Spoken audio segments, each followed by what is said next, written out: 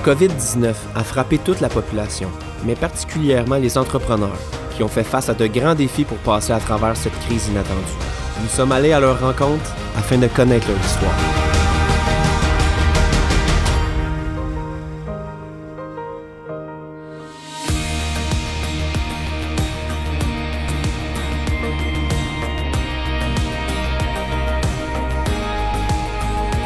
Nous, on a vraiment commencé à ressentir l'impact le vendredi 13 mars où les écoles ont été fermées. À partir de ce moment-là, on a commencé déjà à penser quelles seraient les alternatives, mais on ne s'attendait pas que quelques jours plus tard, on serait obligé de fermer. On a pris un petit recul pour la première semaine pour après ça établir notre stratégie de retour. On a laissé 4 semaines passées où il y avait tellement de choses qui se passaient à l'extérieur, il y avait beaucoup de trucs incertains. On a préféré attendre, puis à partir du 17 avril, on a commencé à faire du prêt-à-manger, où les gens nous faisaient les commandes à l'avance via le site Internet, le téléphone ou encore le Facebook. On faisait les commandes le vendredi et le samedi. On pouvait servir à certains moments entre 3 à 5 commandes pour apporter dans un espace d'à peu près une quinzaine de minutes. Les premières semaines, on a vraiment fait des records de services. Le fait d'avoir une business qui était bien établie, on savait qu'on pouvait avoir un délai sans faire de business et on se retrouvait à avoir un certain confort, si on veut, là, pour les premières semaines. Mais compte tenu que les deux, on a de la difficulté à rester assis, on a rapidement commencé à penser là, au plan B, au plan C. Puis c'est là que le prêt-à-manger est arrivé. Et au même moment, on fait du service traiteur pour différentes grandes entreprises dans la région. Et OVH offrait à ses employés un repas par semaine. Alors, c'est nous qui avons eu la chance de pouvoir nourrir les 60 employés qui étaient chez OVH. On a la chance d'avoir une équipe qui est bien soudée, qui a un gros lien d'appartenance au bistrot. On a eu une réponse immédiate d'eux. Ils nous ont tous écrit pour nous dire qu'ils étaient prêts à venir nous aider. Que même si on ne pouvait pas les payer, pour eux, c'était pas l'argent qui était important, c'était vraiment de s'impliquer. Après, quand on a réouvert, tous nos employés ont été présents. On a même dû embaucher un peu plus, dû aux nouvelles façons de fonctionner que le gouvernement nous imposait par rapport au COVID et aussi au fait qu'on voulait s'assurer de la qualité du service.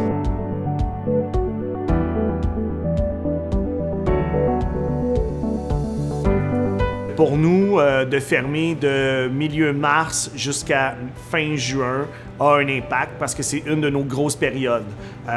Ici, dans la région où on se trouve, nos deux bonnes périodes, ils sont souvent de mars à juillet et après ça, on en a un autre là, de fin septembre à décembre. Alors, on s'est retrouvé vraiment, le fait d'être fermé pendant cette période-là, ça a eu un impact. On parle à peu près 20 % là, sur nos revenus. Le fait que le gouvernement a offert des aides au niveau salarial, au niveau locatif, tout ça a fait que ça nous aide énormément. On voulait tellement réouvrir tout de suite que nous, on voulait réouvrir même si on faisait partie du Grand Montréal. Mais on a vite réalisé que si il arrivait quelque chose, les impacts étaient vraiment très graves. Alors, on s'est vraiment très bien préparé à la réouverture. On avait pris les mesures en conséquence, que ce soit les installations de plexiglas, la distanciation entre les tables. On a restructuré aussi l'intérieur du restaurant pour que ce soit plus facile de se déplacer et que les clients se sentent confortables. Sachant que c'était la belle saison qui arrivait, on a la chance d'avoir une terrasse. On a demandé à notre voisin, M. Paris, qui est propriétaire d'un CarQuest, où il y a un stationnement adjacent à notre terrasse, si on pouvait, lors de nos grosses soirées, l'utiliser.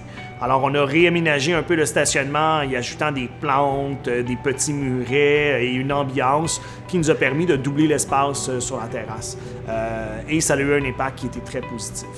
Puis je vous dirais que la journée qu'on a réouvert, on était prêt à réouvrir et à accueillir nos clients. C'est sûr que les mesures ont engendré des frais supplémentaires. Il ne faut pas se le cacher, quand on a réouvert, le prix des masques était beaucoup plus élevé parce que probablement qu'il y en avait des moins grandes quantités.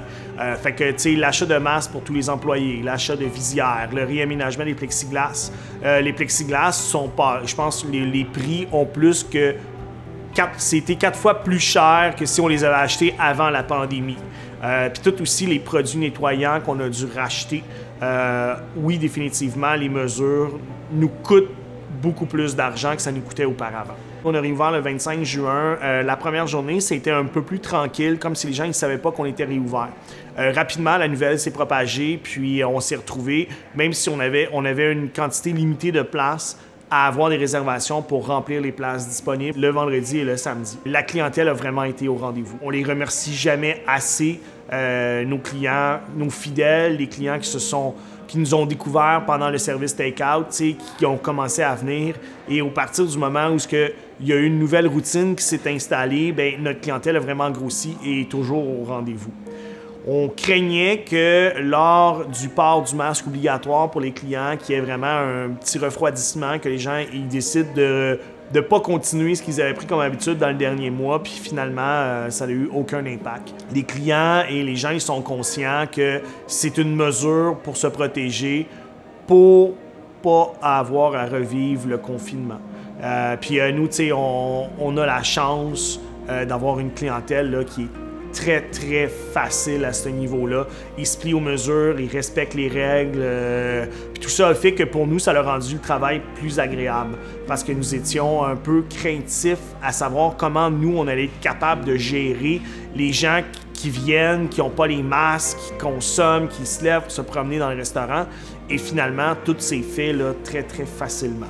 Ma crainte est de savoir est-ce que les gens vont continuer d'être au rendez-vous parce qu'il y a beaucoup de nos clients qui venaient par rapport à la terrasse, parce qu'ils pouvaient être à l'extérieur et ils se sentaient plus en sécurité. Même si on a pris des mesures à l'intérieur, j'ai le sentiment qu'il y a des clients qui vont vraiment attendre avant de revenir parce qu'ils sont craintifs. Ce que je nous souhaite, c'est que tranquillement, la pandémie s'essouffle pour recommencer à prendre nos bonnes vieilles habitudes. Puis, c'est sûr et certain que le fait d'avoir la distanciation à l'intérieur au niveau des tables, bien, ça fait qu'on perd des places assises. Puis ça, c'est sûr que ça a un impact direct sur nos revenus. Alors, ce qu'on souhaite, c'est que la pandémie s'essouffle pour être capable de reprendre nos tables et que nos clients qui, eux, étaient craintifs de venir à l'intérieur puissent revenir. C'est sûr que dans les premières semaines, notre vision d'affaires était un peu chaotique parce qu'on ne savait pas où on s'en allait. Là, ça fait quand même 2 mois qu'on a repris nos opérations. Je serais pas prêt à m'ouvrir un autre restaurant tout de suite. Le fait d'avoir un contact immédiat avec la clientèle, on le sent que c'est ça des fois qui peut mettre des barrières. C'est sûr que pour un entrepreneur comme moi qui aime avoir des projets, mes prochains projets ne seront sûrement pas des projets où il y a une clientèle directe ou un contact avec eux. Mais je garde espoir que tout ça, ça disparaisse tranquillement puis qu'on retrouve le plaisir qu'on avait là, d'avoir une proximité avec nos clients, de pouvoir partager différentes choses parce que pour nous, c'est une passion.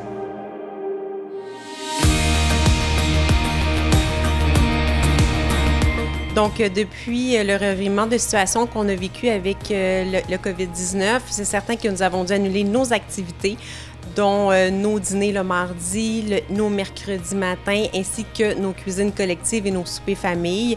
La distribution a pris vraiment une ampleur flagrante.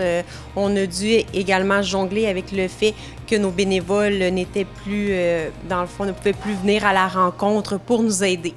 Donc, ce qui a fait que notre rez-de-chaussée est devenu un genre d'épicerie. Donc, les intervenants travaillent maintenant à tous les jours afin de s'assurer d'être en mesure de bien desservir la distribution le jeudi. La demande, elle a vraiment très augmenté. Nous desservions environ entre 110 à 130 ménages par semaine avant la pandémie et depuis quelques semaines, on a franchi le 230 ménages. Donc, les demandes sont vraiment grandissantes en effet. On a été vraiment chanceux, on a reçu des dons, on est allé chercher des subventions, on a eu également des dons au niveau des citoyens, citoyennes. Je vais vous dire, sans ces dons-là, on n'aurait pas été capable d'y arriver parce que vous comprenez bien que pour desservir 110, 130 ménages, ça prend beaucoup de nourriture, mais quand on en dessert plus de 200, c'est vraiment un nombre qui est beaucoup plus élevé.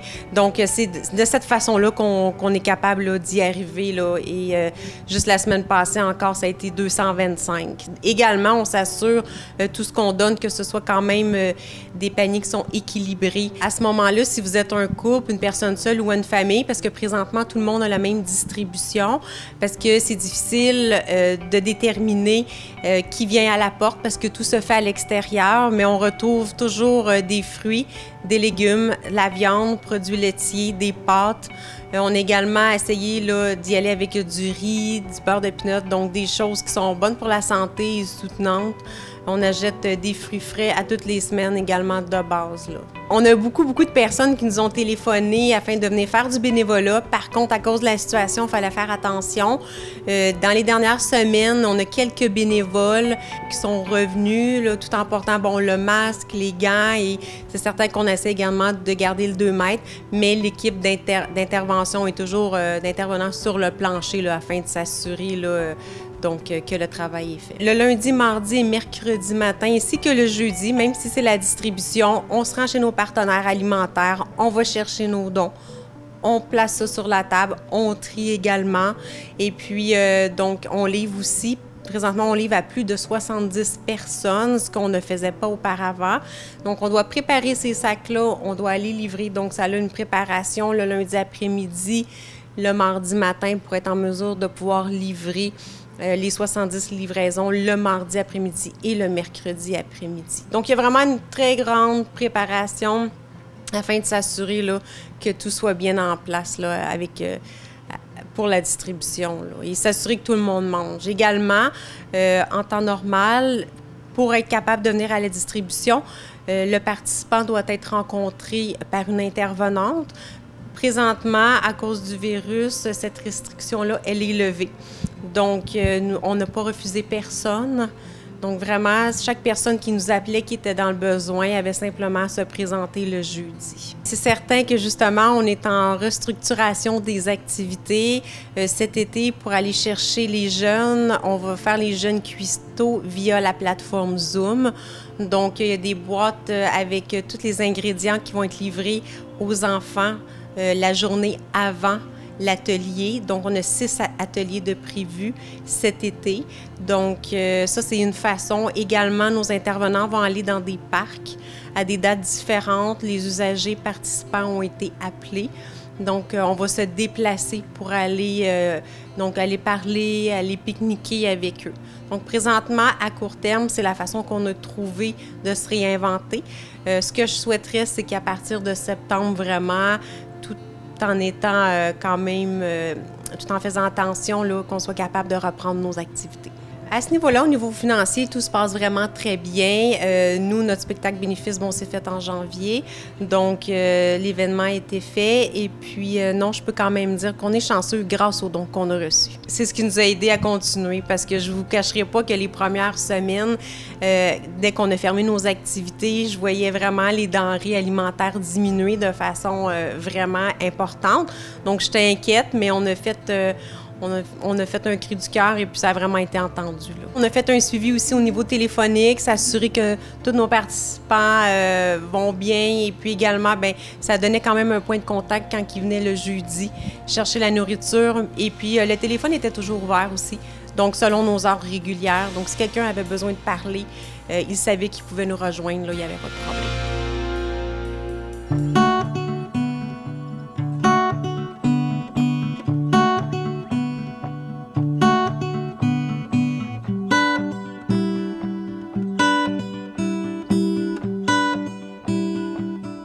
Lorsque la pandémie a commencé puis qu'on a entendu ça, au début, on n'était pas trop certain, je pense un peu comme tout le monde, vers où on se dirigeait.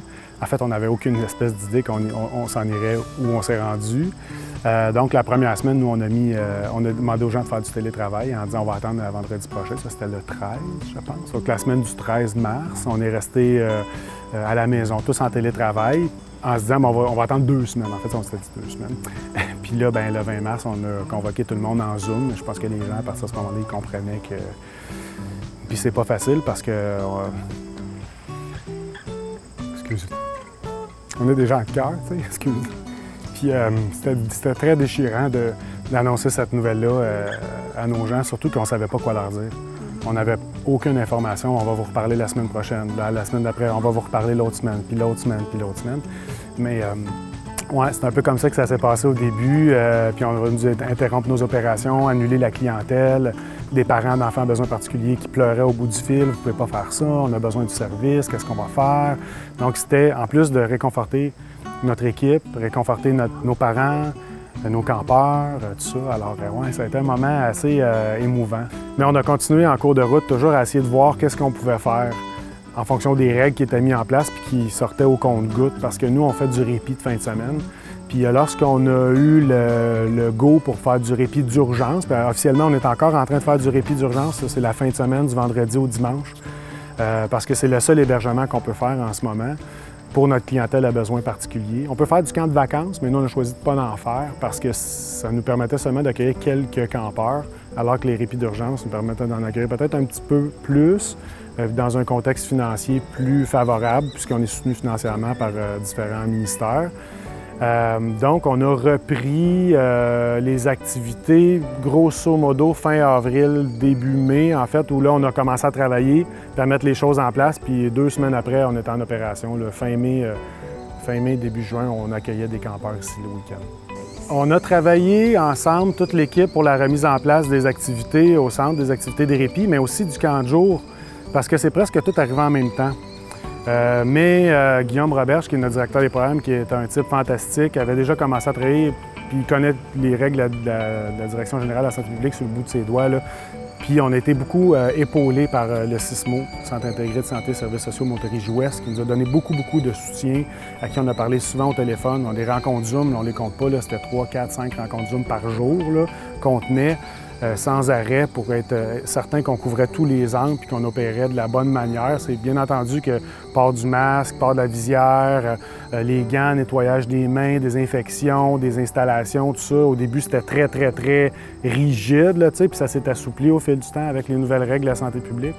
Mais ouais, ça a été tout un défi de mettre les choses en place, là, puis en très peu de temps pour être en mesure d'ouvrir, entre autres pour ce qui est du programme de répit d'urgence, là, à tous les week-ends, mais aussi pour le camp de jour, là, parce que les répits d'urgence, on parle de 4 à 6 campeurs par fin de semaine. Le camp de jour, on est à 150, 160 campeurs par jour. La réaction des parents a été, c'est difficile à mesurer. On n'est pas dans les familles, on est beaucoup ici au centre. Puis il a fallu, à un moment donné, il faut tracer une ligne. Puis comme je disais, on est des gens de cœur, fait que là, si on rentre là, ça va être encore pire, on va être bouleversé. On se concentre sur ce qu'on fait ici au centre. Puis je pense que la réaction des parents a été extrêmement positive. Au camp de jour particulièrement, on n'a que des félicitations ou presque, là, très peu de plaintes, là, 1 ou 2 plaintes, mais des trucs un peu futiles, et puis un peu farfelus même. La théorie de la conspiration fait son œuvre, même au camp de jour de Fatima. Et on a bien rigolé, ça nous a permis de prendre une pause puis de rigoler. Pour ce qui est des répits, là, c'est les clientèles à besoins particuliers qui sont plus touchées. Je pense que l'offre de services qu'on a apportée a vraiment donné un bon coup de main à plusieurs familles de la communauté, autant de Vaudreuil-Soulanges, quelques-uns de Montréal. Donc, les parents étaient très contents, je pense, qu'on vienne les soutenir. Puis les enfants, de sortir de chez eux aussi, qui ont été confinés pendant plusieurs semaines, juste venir ici en plein air dehors, s'amuser, puis profiter du bon temps. Puis on a eu un bel été en plus. Alors, je pense que tout ça fait en sorte qu'on s'en sort très bien au final. En fait, à travers les programmes qu'on a opérés cet été, dont le répit, qui est celui qui est redémarré avant le début du camp de jour, on avait des ententes jusqu'à la fin août avec le CISMO. On attendait des nouvelles pour la suite des choses pour cet automne, puis on a eu des très bonnes nouvelles vendredi dernier. Alors, on poursuit l'aventure des répits d'urgence de fin de semaine avec des clientèles bien définies. Donc, à partir déjà du 1er septembre et la suite des choses, là on a des répits jusqu'au mois de décembre. Fait que ça, c'est une très bonne nouvelle. On continue à soutenir notre communauté. Pour ce qui est du camp de jour, bien, ça a été un été, on ne peut pas dire chaotique, mais vraiment particulier, stressante, bouleversante. On était souvent réactionnaires. On n'est pas habitués, nous, on est très proactifs ici. Là, on réagissait constamment à des nouvelles choses qui arrivaient. Mais je pense qu'on a une équipe formidable, vraiment. Là, même si l'équipe était fragilisée, parce qu'on gère serré avec des ressources limitées. On ne peut pas se permettre d'engendrer des dépenses faramineuses. Notre tampon de nombre d'employés, bien, il était réduit. Fait que là, à chaque fois qu'on avait un qui pensait que peut-être qu'il avait la COVID allait se faire tester, bien là, on en perdait un pour une couple de jours. Ou un enfant qui vient au camp et que son parent le retire, bien là, la bulle de cet enfant-là, parce que le concept de bulle s'appliquait, bien là, c'était toujours un peu stressant de savoir qu'est-ce qui va arriver. Mais finalement, on n'a eu aucun cas de COVID pendant la saison du camp de jour. Alors, on est très heureux de ça. Fait que je présume que c'est un gage des bonnes mesures qu'on a mis en place, puis ça se termine déjà la semaine prochaine. On va être, bien sûr, je pense, très triste, comme à chaque année, mais en même temps très heureux de voir cet été-là se terminer. Puis on espère que 2021 sera plus favorable. En fait, en ce moment, au niveau financier, la pérennité du centre, c'est plus un enjeu. Ce qui est un enjeu, bien entendu, c'est toujours nos ressources humaines, parce que là, si on n'a pas d'activité au centre, on garde un certain nombre. L'équipe permanente là, va probablement travailler ou va travailler pendant un petit bout de temps. On va se concentrer sur l'optimisation du fait qu'on a moins de clients, mais on va travailler sur améliorer nos procédés, améliorer nos façons de faire, tout ça. Pour ce qui est de notre événement d'huîtres, bien, c'est encore un gros point d'interrogation, mais c'est difficile de croire qu'on va faire quelque chose avec une envergure aussi importante que celle qu'on connaît. Là. Avec les règles actuelles de la Direction générale de la santé publique, c'est à peu près pas possible, mais on est à l'affût de ce qui s'en vient. Puis on parle avec notre producteur Vincent Bastien de chez Cubix. Là, on est en communication pour voir qu'est-ce qui pourrait être fait. Je ne veux pas dire qu'il va en avoir un ou qu'il n'aura pas un, mais il pourrait peut-être avoir des surprises, on ne sait jamais.